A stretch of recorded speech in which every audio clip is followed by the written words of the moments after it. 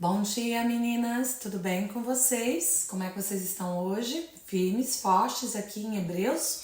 Hoje a gente chega ao estudo do capítulo 10. E que responsa é falar, agora no capítulo 10, depois do 9, que foi assim, eu achei maravilhoso o estudo da nossa irmã Érica ontem não, foi na sexta-feira, então hoje esse aqui vai na segunda. Há alguns dias atrás, mas foi maravilhoso. E a gente vai aqui pro capítulo 9, aliás, capítulo 10, desculpa, a cabecinha hoje não tá das melhores, tô um pouco avoadinha, mas bora pra terra, bora aqui pra Hebreus que a gente consegue dar conta do recado. Então, no capítulo 10, a gente sai ali do capítulo 9, falando sobre o perdão, sobre o sacrifício. A gente vai dar continuidade na questão do sacrifício de Cristo. Um único sacrifício, não precisa de mais nada. Já foi falado ontem pela Érica, mas a gente vê aqui o escritor aos Hebreus agora dando continuidade a esse assunto. E vamos entrar aqui direto no capítulo. Já no comecinho diz assim: ora, visto que a lei tem sombra dos bens vindouros, não a imagem real das coisas, nunca jamais pode tornar-se perfeitos os ofertantes com os mesmos sacrifícios que ano após ano perpetualmente eles ofereceram. Então, é aquilo que já foi falado ontem, é um sacrifício anual. Nós não necessitamos fazer mais nenhum sacrifício, até porque os nossos sacrifícios não são perfeitos, E a gente viu aqui que na lei era feito uma vez ao ano, mas era imperfeito. E lembra que se o sacerdote entrasse ali no Santíssimo Lugar, no caso o sumo sacerdote, não o sacerdote, e ele não tivesse perfeitamente limpo, puro, ele era extirpado, ele ia morrer, ia ser ali consumido pelo fogo. E não era um sacrifício perfeito, mas com a vinda de Jesus tudo isso muda. Então a lei, na verdade, ela é feita só para nos lembrar mesmo dos sacrifícios que antigamente tínhamos que fazer, mas não é necessário mais, e também para que a lei ela seja simplesmente algo a ser almejado no sentido de eu quero andar de acordo com a lei, eu quero fazer o melhor possível, já sabendo que uma hora ou outra eu vou falhar, porque humanamente não há como não falharmos, mas entendendo que o sacrifício único e verdadeiro foi feito por Cristo, Aí ele vai continuar dizendo, aqui já no versículo 5, por isso ao entrar no mundo, diz: sacrifício e oferta não quisestes, antes um corpo me formastes. Não vai falar sobre os holocaustos, vai continuar nesse aspecto que eu acho que não tem nem necessidade de nós entrarmos, porque já foi falado muito bem no capítulo de ontem. No versículo 12, a gente vê: Jesus, porém, tendo oferecido para sempre um único sacrifício pelos pecados, assentou-se à destra do Pai. Então, o único sacrifício que era necessário foi o sacrifício feito por Jesus, e ele é eterno, ele é para sempre. Não necessita mais, não necessitamos de mais nada. E eu sei que muitas de nós aqui, a gente vem talvez de uma formação cristã, onde nós aprendemos que a gente tem que fazer certos sacrifícios, que não é tão fácil assim entrar na presença de Deus, mas não é isso que a Bíblia nos ensina. Talvez até a religião, a religiosidade nos ensinou isso, mas a Bíblia não nos ensina isso. Ao contrário, a Bíblia nos mostra, está nos mostrando, a gente viu isso muito bem no capítulo de ontem e está ratificando aqui no capítulo de hoje, que não é necessário nenhum sacrifício, não é mais necessário, porque o sacrifício dos sacrifícios foi feito pelo único Cordeiro, limpo, sem manchas, sem máculas, e foi um sacrifício que validou tudo. Então eu e você, por mais que nós achamos que nós não somos merecedores, e não somos mesmo, por mais que achamos que temos que, se viemos desse contexto religioso, onde nós achamos que temos que fazer penitências, onde nós achamos que nós temos que... Eu escuto muito, às vezes são coisas pequenas, não, eu fiz uma promessa, se Deus fizer isso, eu não como mais chocolate. Gente, por favor, Deus não quer isso da gente. Ele não quer esse tipo de sacrifício, Ele não quer que nós oferecemos algo para Ele, porque o maior sacrifício já foi feito. É a gente querer, quando nós agimos assim, sabe o que nós estamos dizendo? Nós estamos dizendo que nós não confiamos no sacrifício de Cristo, que nós achamos que o que Ele fez não foi o suficiente, e é suficiente. Então não é eu deixar de comer um chocolate, comer um doce, ou de não ver alguma coisa. Claro que eu não estou dizendo que às vezes a gente deixar de fazer algumas coisas é bom para o nosso corpo mesmo, né? Mas nesse sentido de fazer um sacrifício para alcançarmos algo, isso aqui é antibíblico. É antibíblico. A Bíblia não aprova esse tipo de comportamento, porque aí nós estamos negando o sacrifício de Cristo. É como se nós estivermos dizendo que o que Ele fez não foi suficiente. E nós, né? Você que já está aqui comigo há um tempinho, a gente já sabe que é mais do que suficiente o sacrifício que Ele fez por nós. É o único capaz mesmo, porque nós somos impuras. Ele não. Ele era sem mancha, sem pecados. Então, eu acho que a gente vai aprendendo as coisas e vamos ter que colocar em prática. Ah, não, mas eu venho dessa prática que eu sempre faço isso. Então, questiona, será que continuar as mesmas ações, as mesmas atitudes, será que não fere o coração de Deus? Olha, eu mandei o meu filho para te salvar, para que você não precisasse fazer nada, e agora você se coloca no lugar do cordeiro? Não sei, algo, eu nem sei se tem alguém aqui no grupo que faz, eu só estou colocando isso, eu nem ia falar isso, Deus está me direcionando agora para falar, mas eu não sei se tem, mas se tem, repense as suas atitudes, leia, veja o que a Bíblia, o que a palavra de Deus está falando.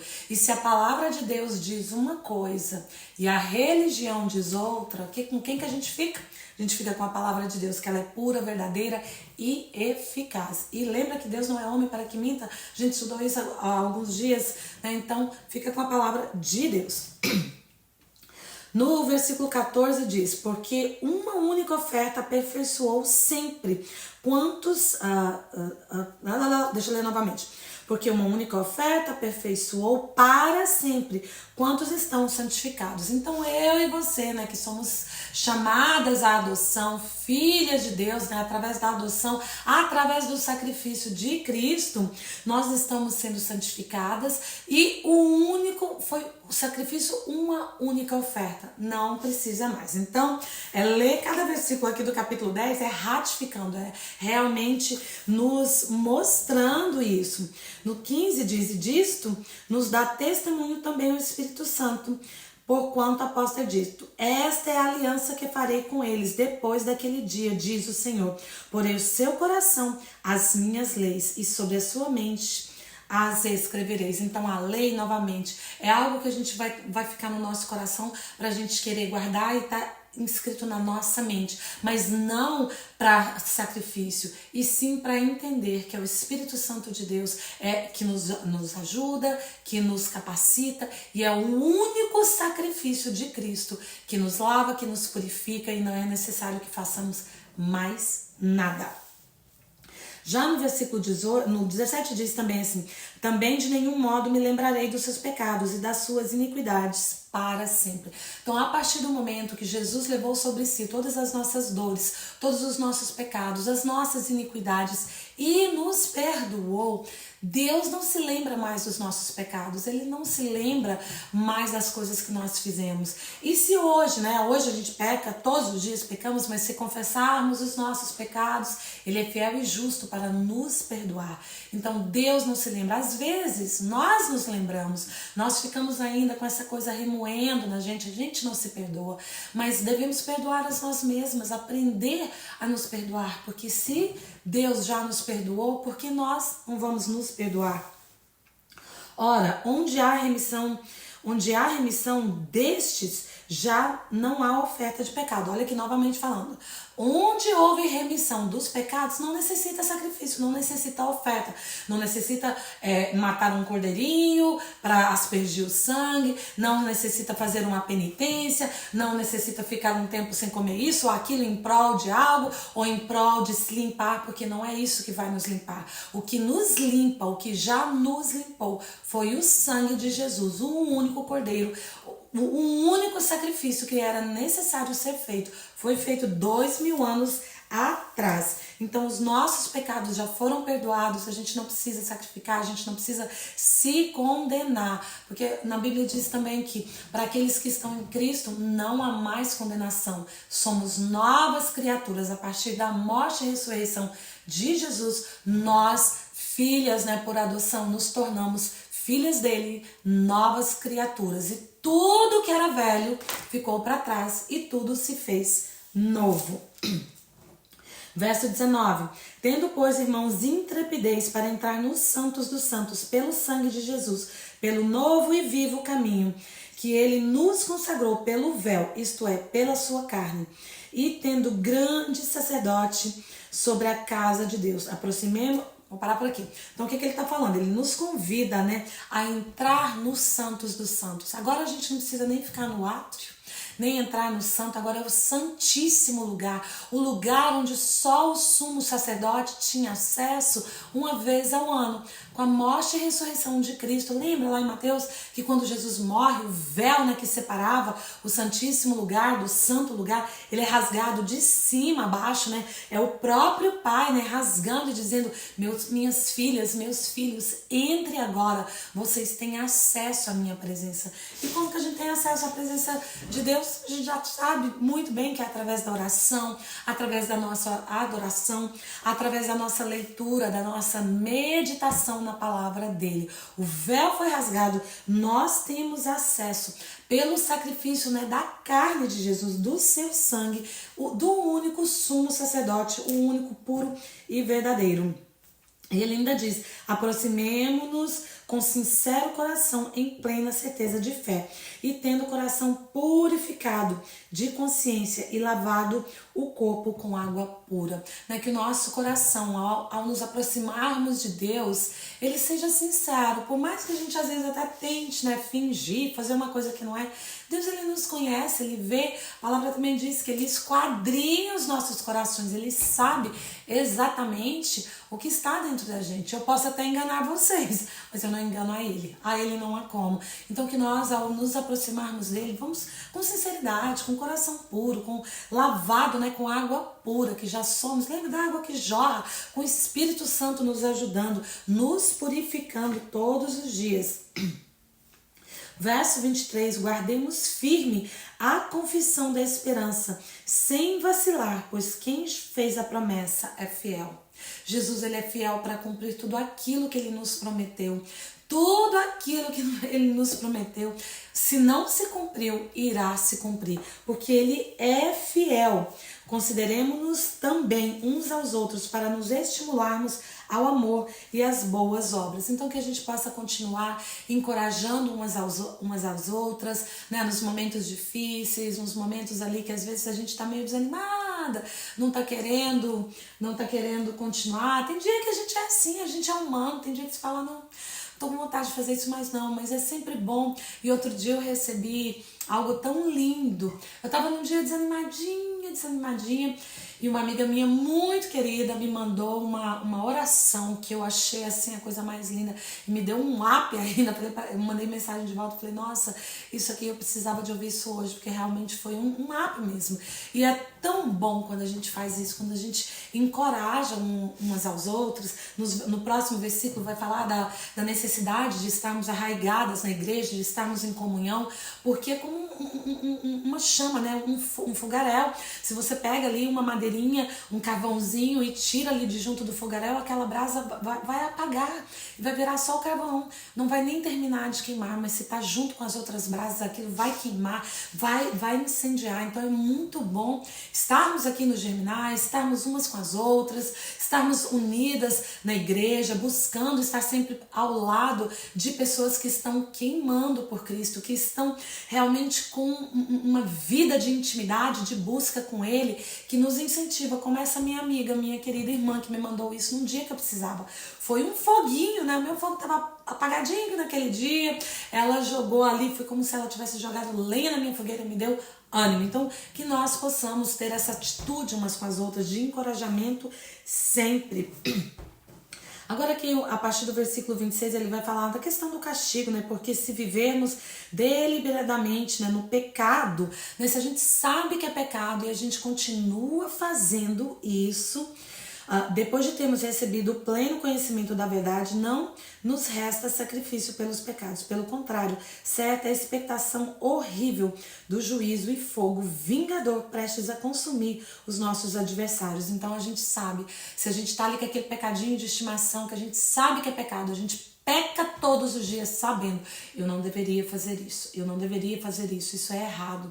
Nós devemos nos preparar para as consequências, porque olha o que ele vai falar aqui em seguida, no 29.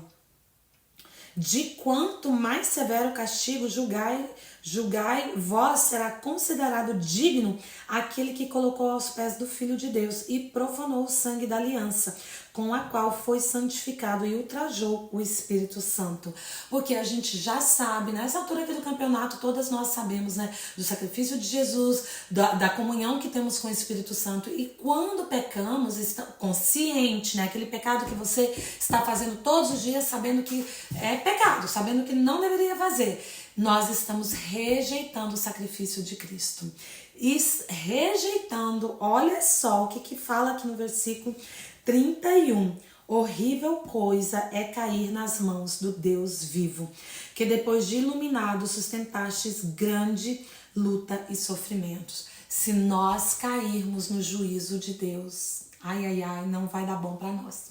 Vai dar ruim. Horrível coisa é cair na mão do Deus vivo. Mas coisa maravilhosa também é cair na mão do Deus vivo. Isso depende de como nós estamos vivendo, de como nós estamos agindo, do que estamos fazendo. Estamos rejeitando o sacrifício de Cristo na cruz ou estamos vivendo de acordo com o sacrifício que foi feito e nós estamos tentando cada dia nos purificar, nos santificarmos, vivemos uma vida reta, uma vida que espelha a vida de Cristo. Se estamos fazendo assim, coisa maravilhosa, cair nas mãos de Deus, porque cair nas graças de Deus é muito bom. Esse Deus que é sempre amoroso, que nos cuida, que nos trata como filhas verdadeiras, que vai à nossa frente, que luta as nossas lutas e que tem uma promessa linda, maravilhosa para nós. Mas se agirmos ao contrário disso, Deus é Deus de justiça. A ira dele virá sobre a minha vida e sobre a sua vida, né? Se não agirmos de acordo com o que nós fomos chamadas para ser. Filhas santas, andando em santidade, buscando cada dia a pureza através do sacrifício de Cristo, que é um só, que não necessita mais. Mas coisa linda cair nas mãos e na graça de Deus. No verso 35 diz: não abandonei, portanto, a vossa confiança. Ela tem grande galardão. Com efeito, tendes a necessidade de perseverança, que para que, havendo feito a vontade de Deus, alcanceis a promessa. Então, se a gente permanecer, lembra, permanecer, alcançaremos a promessa de Deus. Porque ainda dentro de pouco tempo, aquele que vem, virá e não tardará. Lembra que nós já falamos tanto, né? Jesus está aqui, ó, quase à portinha. Todavia, o meu justo viverá pela fé. Enquanto Deus, né? Enquanto Jesus não volta para buscar os seus santos, o justo viverá pela fé. E quem é o justo? Todos nós que fomos justificados, né, através do sacrifício de Jesus e aceitamos esse sacrifício, o confessamos como nosso Senhor e Salvador. Então, como que a gente vive? A gente vive pela fé. A gente não olha para as circunstâncias. Hoje eu confesso que eu estou gravando esse vídeo aqui com a vozinha embargada porque estou muito triste por algo que está acontecendo hoje, que aconteceu. Mas o justo, ele não vive pelas circunstâncias. Eu estou aqui neste momento, né, vou terminar, já orei, quando eu terminar voltarei a orar, porque é pela fé que nós vivemos. Eu creio no milagre, eu creio que Deus, sobre todas as coisas, Ele é Senhor. E a vontade dEle, ela prevalece. Mesmo que a vontade dEle não vá de acordo com a minha, não seja aquilo que eu esperava que fosse, mas eu vivo pela fé. E mesmo que o outcome, como que eu falo isso? Mesmo que o resultado final do que acontecer hoje não seja o meu esperado, eu não deixarei que isso abale a minha fé, porque eu sou justa diante de Deus, justificada, né, pela graça, pelo sangue dele, Então eu não vivo de acordo com as circunstâncias, eu vivo de acordo com a minha fé, com as promessas que Ele tem, que talvez a gente não veremos todas cumpridas aqui, mas veremos na glória. Então, minha irmã, se hoje você está passando alguma situação difícil, triste, de perda, né, de saúde, de problemas conjugais, problemas emocionais, problemas no seu casamento, problemas com seus filhos, lembre-se disso. Você não vive pelas circunstâncias, você vive pela fé. Exercite a sua fé, coloque ela em prática, porque é muito fácil a gente colocar a nossa fé em prática quando as coisas estão bem, quando as coisas estão boas, mas quando as coisas estão ruins, aí sim é que nós devemos praticar a nossa fé. Né, lembra que Pedro ele começa a andar sobre as águas em fé, mas quando ele olha para o vento, quando ele olha ali para a tempestade, ele começa a afundar, porque ele tirou os olhos de Jesus. Então que os nossos olhos estejam fitados em Jesus hoje, sem circunstâncias, sem adversidades, é nele. Por mais que o meu barco chacoalhe hoje, eu vivo pela fé nele.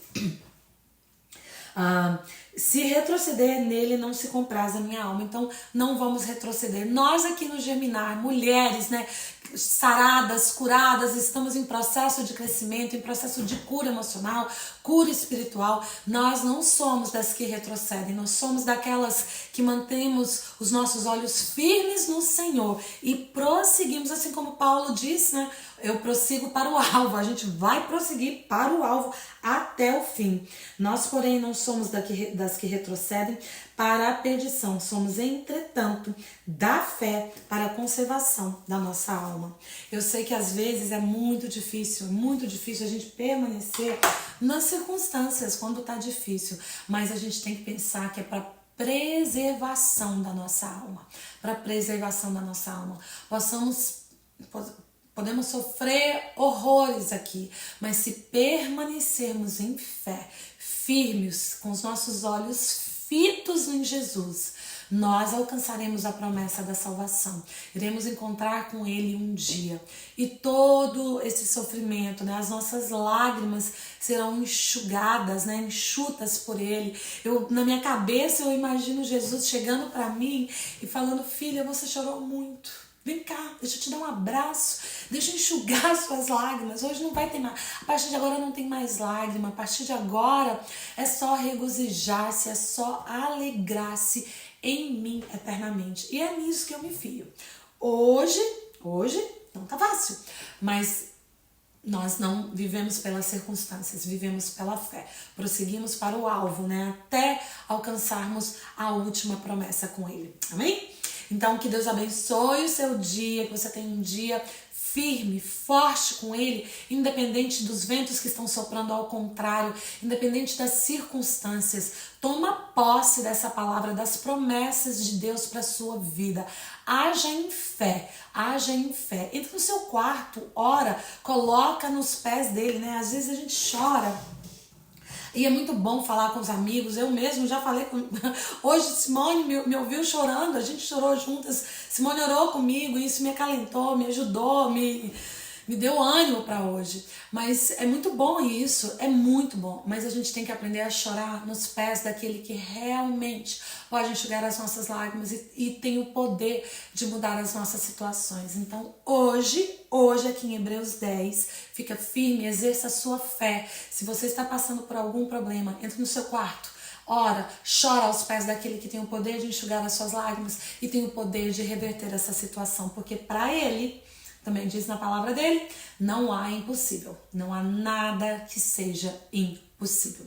Amém? Então Deus abençoe a sua vida. A gente se vê amanhã aqui em Hebreus 10, que é o 11, aliás, que é o capítulo mais lindo que eu acho aqui de Hebreus, que é sobre fé. Eu nem vou falar muito mais sobre fé, porque amanhã é fé. Amanhã a gente vai entender mesmo o que é fé na sua, na exemplificação da palavra, o que realmente é ter fé, tá bom? Então fique firme, fique forte, a gente se vê aqui amanhã em Hebreus 11. Deus abençoe o seu dia.